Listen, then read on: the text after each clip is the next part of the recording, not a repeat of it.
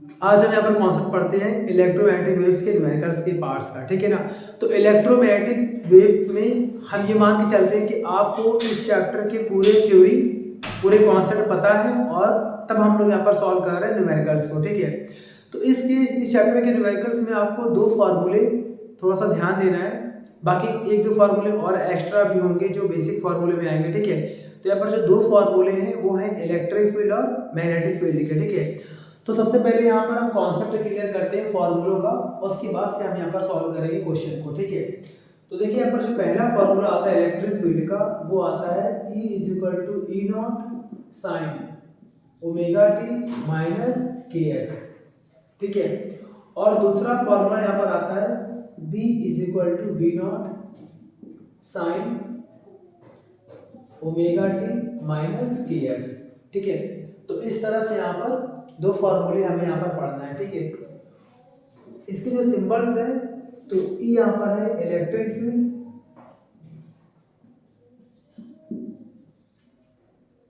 B यहाँ पर है मैग्नेटिक फील्ड, ई नॉट और बी नॉट। तो ई नॉट और बी नॉट जो आपको यहाँ पर दिख रहा है फॉर्मूले में, ये इलेक्ट्रिक और मैग्नेटिक फील्ड के पीक वैल्यूज है, मैक्सिमम वैल्यू, पीक वैल्यू,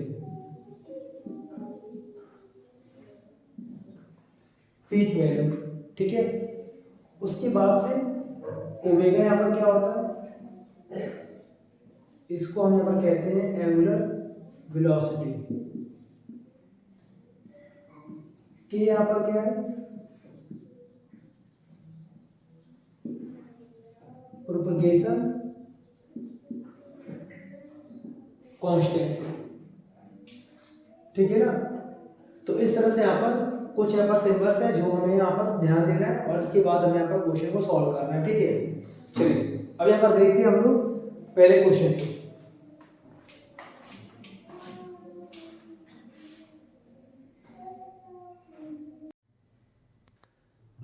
चलिए अब देखिए यहाँ पर इलेक्ट्रोमैग्नेटिक वेव्स की बात करते हैं हम लोग, ठीक है। तो इलेक्ट्रोमैग्नेटिक वेव्स में आपको थोड़ा सा इंट्रो बताते हैं कि इसमें होता क्या है। इसमें दो तरह के फील्ड्स होते हैं, इलेक्ट्रिक फील्ड्स और मैग्नेटिक फील्ड्स, ठीक है। और ये दोनों फील्ड्स एक दूसरे के परपेंडिकुलर होते हैं, ऐसा आपने इसके थ्योरी पार्ट में पढ़ा होगा, ठीक है। आज हम यहाँ पर इस चैप्टर के न्यूमेरिकल्स को क्रैक करते हैं, ठीक। यहाँ पर देखिए जो हमारा पहला क्वेश्चन है, यहाँ पर बोला गया है suppose that the electric field part of an electromagnetic wave in vacuum is, मतलब कि इलेक्ट्रोमैग्नेटिक वेव का जो इलेक्ट्रिक फील्ड का जो पार्ट है उसकी आपको यहाँ पर दे रखी है, इक्वेशन यहाँ पर दे रखी है, ठीक है। क्लियर यहाँ पर कुछ यहाँ पर देखो दिख रहा है आपको E = 3.1 न्यूटन पर कूलॉम cos 1.8 रेडियन पर मीटर, और यहाँ पर लिखा हुआ y, और फिर यहाँ पर लिखा हमारा 5.4 10⁻⁶ रेडियन पर सेकेंड टी और आई, ऐसे कुछ यहाँ पर आपको देकर आएगा। हमेशा आपको इलेक्ट्रोमैग्नेटिक में एक इक्वेशन आपको पता होगी, या तो यहाँ पर वो इक्वेशन इलेक्ट्रिक फील्ड की होगी या तो वो मैग्नेटिक फील्ड की होगी, ठीक है। फिर आपको फाइंड है यहाँ पर frequency, time period, maximum value of magnetic field, इसका एक और नाम है amplitude, maximum value of electric field, direction of electric field, ऐसे करके ढेर सारे इसके पार्ट्स आते हैं, ठीक है। चलिए आपको बता रहे हैं ऐसा यहाँ पर बता रहे ट्रिक जिससे आप सारे भी पार्ट्स आप एक साथ सॉल्व कर सकते हैं, ठीक है। सबसे पहला काम है कि आपको ये देखना है कि हमें यहाँ पर किस फील्ड का इक्वेशन पता है। आपको यहाँ पर इलेक्ट्रिक फील्ड का पता है, तो दो फॉर्मूले होते हैं इलेक्ट्रिक फील्ड के लिए, अप्लाई करते हैं E = E not sine omega T plus के एक्स, क्लियर है ना। अगर यहाँ पर होता मैग्नेटिक फील्ड तो वहां पर अप्लाई करते हैं हम लोग B = B not sine omega T plus के एक्स, ऐसे यहाँ पर हम लोग फॉर्मूले को अप्लाई करते हैं। बट हमें इस बार इस फॉर्मूले को अप्लाई नहीं करना है, ठीक है। अब इस फॉर्मूले एक ही फॉर्मूला को याद करना है, अब इस फॉर्मूले को उसके अकॉर्डिंग मैनेज करना है। कैसे मैनेज करेंगे, ध्यान से सुनिएगा हमारी बात। यहाँ पर क्या है कॉस, तो हम भी यहाँ पर क्या लगा देंगे कॉस, समझिएगा, क्योंकि कॉस और साइन अप्रोक्सीमेट सॉल्व करने में एक ही माने आते हैं, ठीक है। कंपेयर में उसके बाद देखिए ध्यान से यहाँ पर टी पे सबसे पहले ध्यान देते हैं टी पर। तो यहाँ पर देखिए टी है और यहाँ पे टी है और आपको यहाँ पर ओमेगा लिखा है, ठीक है यहाँ तक। उसके बाद यहाँ पर देखा ना के एक्स, यहाँ पर के एक्स के अकॉर्डिंग की अगर बात करें तो यहाँ पर x के प्लेस पे y या z भी आता है। तो जो भी यहाँ पर आएगा, जैसे मान लीजिए यहाँ पर y है तो हम यहाँ पर कर देंगे y, ऐसे करके। ये एक तरीका होता है, ठीक है, करने का पूरा। इस तरह से हमने यहाँ पर कंपेयर कर दिया। बीच में देखिए प्लस है क्योंकि यहाँ भी प्लस है, अगर यहाँ पर दिया होता माइनस तो हम भी यहाँ पर माइनस करते हैं, ठीक है। अब इसको हम चाहे तो ऐसे बोल सकते हैं कि ऐसे E is equal to e naught cos k y plus omega t. Clear ना? इससे हम लोग यहाँ पर कंपेयर कर देंगे। कंपेयर करने पर क्या होता है, जो चीज सेम सेम होती है हट जाती है और जो अलग अलग चीजें होती है वो इक्वल में आती है। देखिए यहाँ पर ई है, यहाँ पर ई है, हट जाएगा। अब देखिए कॉस के पहले यहाँ पर क्या लिखा ई नॉट और यहाँ पर कॉस के पहले लिखा हुआ है 3.1 न्यूटन पर कूलम। तो यहाँ पर हमारा आ जाएगा e naught is equal to 3.1 newton per coulomb. ये हमारा आंसर आ गया और ये आंसर हिट करता है। ई नॉट का मतलब यहाँ पर क्या है, maximum value of electric field, यानी कि ये आंसर हमारा आ चुका है फोर्थ पार्ट का। ये हमारे फोर्थ पार्ट का आंसर आ गया, ठीक है ना। तो ढेर सारे तो आंसर ऐसे आ जाते हैं कंपेयर करने पर। और हम आगे बढ़ते हैं। कॉस यहाँ पर भी कॉस है। उसके बाद यहाँ पर देखिए ध्यान से, यहाँ पर t और t के साथ यहाँ पर ऐसा कुछ यहाँ पर वैल्यू लिखी है और यहाँ पर t के साथ ओमेगा है, तो ये पूरा हमारा बन जाएगा ओमेगा। तो यहाँ पर करेंगे therefore omega is equal to आ जाएगा 5.4 10⁶ रेडियन पर सेकेंड। ये आपका निकल के आ गया ओमेगा। ओमेगा का यहाँ पर मतलब क्या होता है, एंगुलर फ्रीक्वेंसी, ठीक है। इसको बोलते हैं ओमेगा को बोलते हैं एंगुलर फ्रीक्वेंसी, ठीक है। अच्छा, ओमेगा का फार्मूला क्या होता है, 2πf। तो 2πf कर दिया, यहाँ पर 5.4 10⁶ और यहाँ से हम निकाल लेंगे f की वैल्यू, फ्रीक्वेंसी की वैल्यू। तो आ जाएगा 5.4 10⁶ अपॉन में आ जाएगा 2π, पाई का मतलब 3.14, ठीक है। तो हमारा आंसर यहाँ पर अप्रॉक्सीमेट 5.4 10⁶ 2 × 3.14 है। तुम्हारा यहाँ पे आंसर आ जाएगा अप्रॉक्सीमेट 8.6 10⁵ हर्ट्ज। ये हमारा यहाँ पर आंसर आ गया, ठीक है। तो ये आंसर हमारा आ गया फ्रीक्वेंसी का, यानी कि हमारा ये पहले पार्ट का आंसर आ गया, ठीक है। अब देखिए इसके बाद से जो सॉल्व करते हैं सेकेंड पार्ट इसका, तो सेकेंड पार्ट में हमसे बोला गया है यहाँ पर टाइम पीरियड। तो सेकेंड पार्ट में यहाँ पर बोला गया है टाइम पीरियड। टाइम पीरियड का फॉर्मूला यहाँ पर क्या होता है, 1/f। पढ़ा होगा आपने फ्रीक्वेंसी का, ठीक है ना, रिलेशन होता है। तो क्या करेंगे 1/ और f यहाँ पर वैल्यू पुट कर देंगे 8.6 10⁵, ठीक है 5। तो देखिए हम यहाँ पर सॉल्व नहीं कर रहे हैं, आप यहाँ पर 1/f करके सॉल्व करके इसका आंसर फाइंड कर लेना, ठीक है। अब इसके आगे आप हम देखते हैं अगला यहाँ पर पार्ट इसका, maximum value of magnetic field.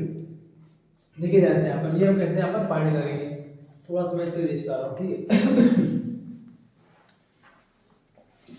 अब देखिए ध्यान से यहाँ पर maximum value of magnetic field, ये बहुत ही मेन पार्ट है इसका, ध्यान दीजिएगा कैसे यहाँ पर सॉल्व करते हैं। Since maximum value of magnetic field का एक और यहाँ पर नाम क्या है इसका, एम्पलीट्यूड। इसको हम यहाँ पर क्या बोलते हैं, एम्पलीट्यूड। तो इसका सिंबल यहाँ पर क्या होता है, देखिए मैग्नेटिक फील्ड को बी कहते हैं हम लोग, और बी के नीचे नॉट लगा देंगे तो बी नॉट का मतलब यहाँ पर हो जाएगा maximum value of magnetic field यानी कि एम्पलीट्यूड। तो इसका फॉर्मूला होता है ई नॉट अपॉन सी, ठीक है ना। मतलब क्या, ध्यान से मेरी बात समझिएगा, आप अगर इलेक्ट्रिक फील्ड की वैल्यू में अगर लाइट की स्पीड से डिवाइड करते हैं तो आपका आंसर आता है मैग्नेटिक फील्ड का, और अगर आप मैग्नेटिक फील्ड की वैल्यू में लाइट के स्पीड से डिवाइड करते हैं तो यहाँ पे आपका आंसर आ जाएगा इलेक्ट्रिक फील्ड का। दोनों ही फील्ड एक दूसरे के रेसिप्रोकल फॉर्म में रहते हैं, ठीक है। तो मैं सॉल्व कर लेंगे हम लोग। तो ई नॉट की वैल्यू हमारी अभी आई थी, यही हमारा ई नॉट है, तो आ गया था 3.1 अपॉन सी की वैल्यू 3 × 8। क्लियर ना। तो यहाँ पर हम तीसरे पार्ट को प्रॉपर्ली सॉल्व कर लेंगे, तो यहाँ पे हमारा आंसर आ जाएगा 1.03 10⁻⁸ टेस्ला। ये पूरा हमारा आंसर आ जाएगा, ठीक है। ये आंसर आ गया हमारे थर्ड पार्ट का। अब देखिए यहाँ पर देखते हैं फोर्थ पार्ट। फोर्थ पार्ट में बोला गया maximum value of electric field, हमारा आ चुका ऑलरेडी, बता चुके आपको हम, ठीक है। डायरेक्शन देखिए जैसे यहाँ पर एक और बात, डायरेक्शन ऑफ इलेक्ट्रिक फील्ड, या फिर यहाँ पर अगर आ जाए मान लीजिए मैग्नेटिक फील्ड, तो डायरेक्शन के लिए आपको इसके इक्वेशन पे ध्यान देना पड़ेगा कि इसके इक्वेशन में लास्ट में यहाँ पर आई कैप, जे कैप या के कैप ऐसे कुछ लगा होगा। हमसे यहाँ पर बोला गया इलेक्ट्रिक फील्ड का, तो इलेक्ट्रिक फील्ड में यहाँ पर क्या लगा, आई कैप। तो हम यहाँ पर कर देंगे फिफ्थ पार्ट के लिए the direction of electric field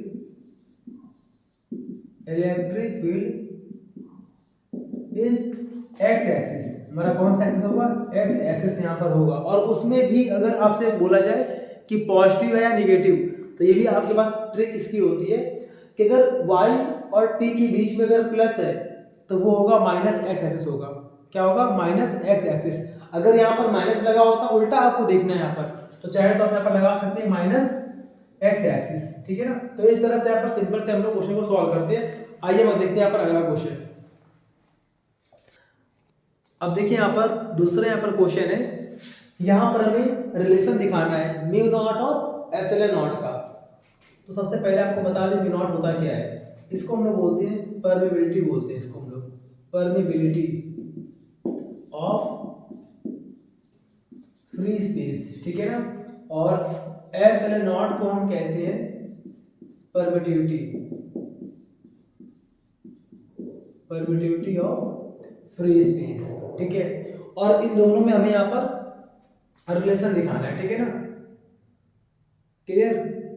तो बोर्ड एग्जाम्स में ये क्वेश्चन इस तरह से भी आता है, इसकी जगह पे कभी कभी ऐसे भी लिख के आता है कि prove that C is equal to 1 upon under root mu naught epsilon naught, ऐसे भी यहाँ पर लिख के आता है। या फिर ये क्वेश्चन ऐसे भी आता है mu naught epsilon naught is equal to 1 upon c square. तो कहने का मतलब कि सब कुछ सारी वैरायटी एक ही है, ठीक है।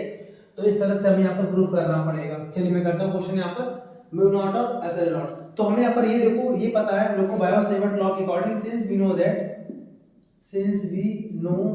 दैट ये पढ़ा हम लोगों ने कि म्यू नॉट अपॉन 4 पाई, इसकी वैल्यू होती है 10 की पावर -7। अभी फिलहाल यहाँ पर लगा दे रहे यूनिट, ठीक है।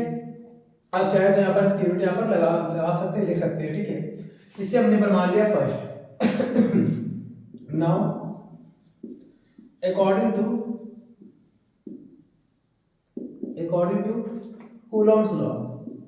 कूलम्स लॉ में भी पढ़ा था हम लोगों ने एक कांस्टेंट, ये तो हमने पढ़ा था बायो सेवर्ट ने पढ़ा था। और एक और वैल्यू होती है 1 अपॉन 4 पाई एप्सिलॉन नॉट की वैल्यू 9 10 की पावर 9 यूनिट।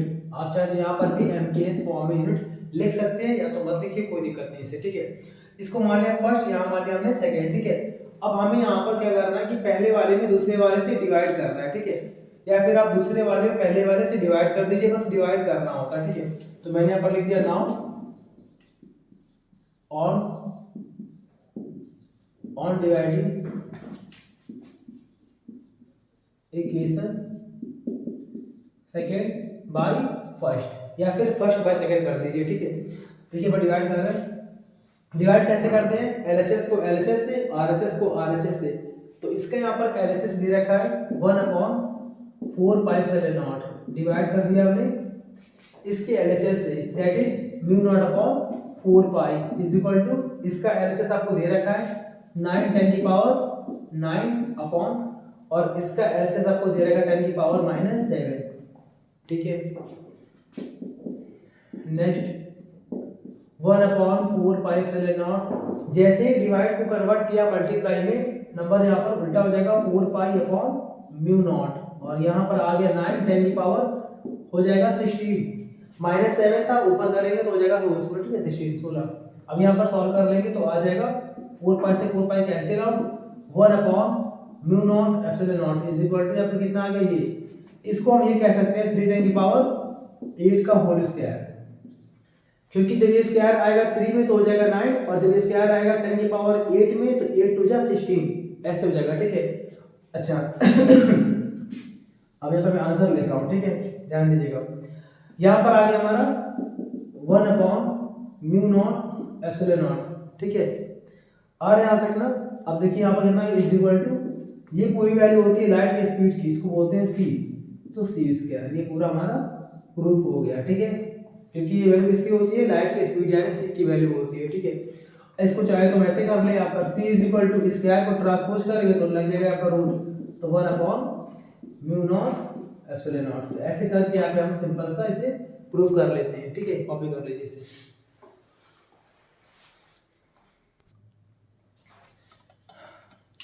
अब देखिए यहाँ पर अगला क्वेश्चन है। अच्छा, इस क्वेश्चन को समझने से पहले थोड़ी सी बात आपको बहुत ध्यान से समझना है। यहाँ पर क्या कि अगर इलेक्ट्रोमैग्नेटिक वेव्स के न्यूमेरिकल्स को आप सॉल्व कर रहे हैं तो एक बात को अपने दिमाग में आपको हमेशा रखना है कि जिस डायरेक्शन में इलेक्ट्रोमैग्नेटिक वेव जाएगा उसके परपेंडिकुलर ही इलेक्ट्रिक फील्ड काम करेगा और उसके परपेंडिकुलर ही मैग्नेटिक फील्ड काम करेगा, ठीक है ना। जैसे फॉर एग्जांपल सपोज मान लीजिए अगर ये मान लीजिए एक्स एक्सिस है और इस तरफ मान लीजिए वेव जा रहा है, ठीक है, तो या तो ये होगा इलेक्ट्रिक फील्ड और या तो फिर ये होगा मैग्नेटिक फील्ड। मतलब कि देखिए ध्यान से, मैग्नेटिक फील्ड भी क्या है, वेव के और इलेक्ट्रिक फील्ड इन दोनों के परपेंडिकुलर है।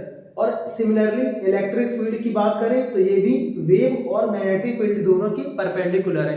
तो ये तीनों एक दूसरे के परपेंडिकुलर होते हैं, ये बात आपको ध्यान रखना है। दूसरी बात यहाँ पर क्या ध्यान रखना है आपको कि अगर वेक्टर्स की बात करें तो वेक्टर्स में इलेक्ट्रोमैग्नेटिक वेव्स के केस में वेक्टर का खेल होता है। क्या, एक हमारा होता है आई कैप, एक हमारा हो गया जे कैप और एक हमारा हो गया के कैप, ठीक है ना। इसका मतलब कि अगर आई कैप के डायरेक्शन में वेव जा रहा है तो जे और के कैप डिसाइड करेंगे इलेक्ट्रिक और मैग्नेटिक फील्ड की डायरेक्शन को, ठीक है। चलिए आ जाते हैं यहाँ पर हम क्वेश्चन पर। यहाँ पर हमसे बोला गया है कि a plane electromagnetic wave is propagating, मतलब आगे बढ़ रहा है इन एक्स डायरेक्शन, इसमें जा रहा है, यानी कि अगर एक्स में जा रहा है यानी कि वेव में एक्स एक्सिस का आई कैप, ठीक है ना।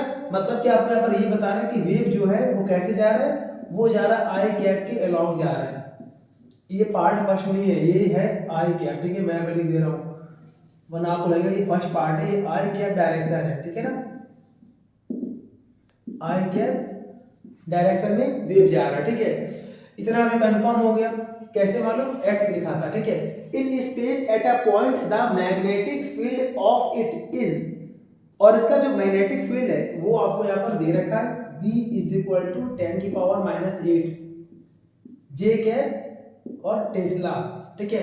यहाँ पर 1 लिखा था, 1 इंटू से मतलब नहीं है तो मैंने यहाँ पर ये पावर को कॉपी कर लिया, ठीक है।